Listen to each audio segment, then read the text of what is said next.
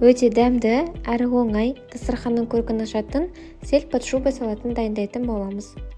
Алдымен сәбізді, картопты, қызылшаны, жұмыртқаны қасып аламыз қайнатып.